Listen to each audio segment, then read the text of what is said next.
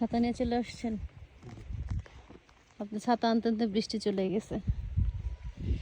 এই হচ্ছে কৃষকের জীবন, রোদে পুড়ে বৃষ্টিতে ভিজে কৃষিকাজ করতে হয়, সেটা হোক দেশে বা বিদেশে, তাই না? আমি বেশ অনেকগুলো মরিচ তুলে ফেলেছি। আর একবার একটা রাউন্ড দাও, যে কয়টা আছে। এখন যদিও তেমন মরিচ নেই, প্রথম দিকে যে পরিমাণ মরিচ হতো সেই পরিমাণ মরিচ আর এখন পাওয়া যাচ্ছে না। তারপরেও গাছে মাশাআল্লাহ প্রচুর ফুল, প্রচুর ফুল। কিন্তু ফুল থাকলে কি হবে, ফল তো হইতে হবে। ওয়েদার দিন দিন খারাপ হয়ে যাচ্ছে, আমাদের গাছপালার চেহারা নষ্ট হয়ে যাচ্ছে, সব কিছুই খারাপ হয়ে যাচ্ছে, তাই না?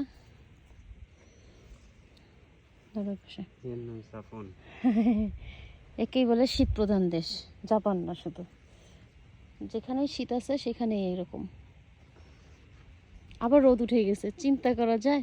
এই মাত্র বৃষ্টি হইল, এখনই আবার রোদ উঠছে চকচকে। আমাদের ধনিয়া পাতা গাছ এখানে বের হয়ে গেছে মাশাআল্লাহ। সব কিছুই খেতে পারছি আলহামদুলিল্লাহ, অল্প আর বেশি। আল্লাহর কাছে হাজার হাজার শুকরিয়া। যতটুকু করেছি ওই অল্প সময়ের বাগানে আলহামদুলিল্লাহ অনেক কিছুই হয়েছে। এই যে লাউ, এখন লাউ হচ্ছে, কিন্তু লাউয়ের চেহারা সাইজ কোনোটাই ভালো হচ্ছে না। এই যে আজকে আমি এই কয়টা মরিচ তুলেছি, এখানে একটা লাউ আছে, এটা চেহারা আরও সুন্দর, কি বলবো, এখানে ট্যাম কেমন হয়ে গেছে। আর এত সুন্দর, এত ঘন মাচা হয়েছে, সেই মাচাতে কোনো ধুন্দুল নেই, কোনো ঝিঙা নেই। ধুন্দুল হয়, প্রচুর ধুন্দুল আসে, যে প্রচুর ধুন্দুল আসে, কিন্তু আমার ধুন্দুল একটাও টিকতেছে না। এই যেরকম হয়ে নষ্ট হয়ে যায়, এগুলোকে রেখে দেওয়া যায়? সবগুলো ধুন্দুল এরকম নষ্ট হয়ে যাচ্ছে। আমি ধুন্দুল লাগে এবার বুঝলাম না এরকম হলো কেন। যদিও এর আগে কখনো চাষ করিনি ধুন্দুল, এবারে ফার্স্ট। আর এই যে ঝিঙা, সে 2 সপ্তাহ পর একটা করে হয়, একটা হলে কি আর খাওয়া যায়? এটা আজকে উঠাইতে হবে। বাবা এত শক্ত।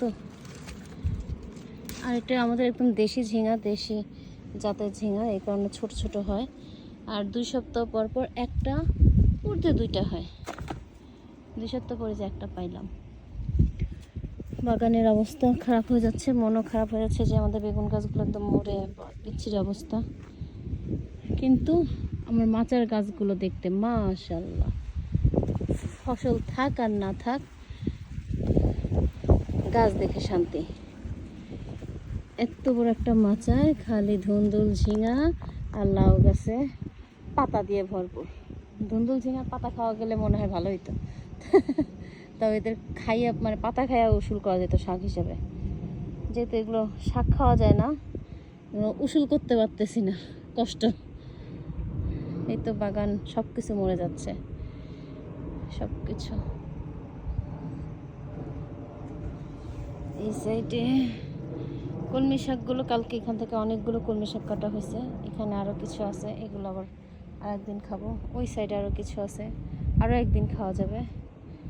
ঢেঁড়স গাছগুলো মৃতপ্রায়, কিন্তু এবার আমরা কচু কখনো চাষ করিনি, কচু জানতেছি না কেন এরকম হচ্ছে। আমাদের কচুগুলো বড় হয় নাই, সুন্দর সুষ্ঠুপুষ্ট হয় নাই।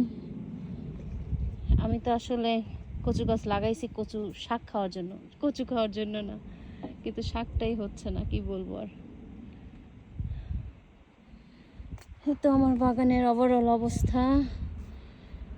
এই রোদ, এই বৃষ্টিতে কাজ করতে আসছি। বৃষ্টির ভয়ে বাচ্চাদের রেখে আসলাম গাড়িতে আবার, কারণ ছেলেটা আমার এমনিতেই আজ 1 সপ্তাহ ধরে খুবই অসুস্থ। ওরা এখানেই ছিল, ওদের দৌড় দিয়ে আবার যায় গাড়িতে বসে দিয়ে আসলাম, বৃষ্টিতে ভিজলে যদি আবার অসুস্থ হয়ে যায়। এই তো মোটামুটি আমাদের কাজও প্রায় শেষ, আমরাও চলে যাব।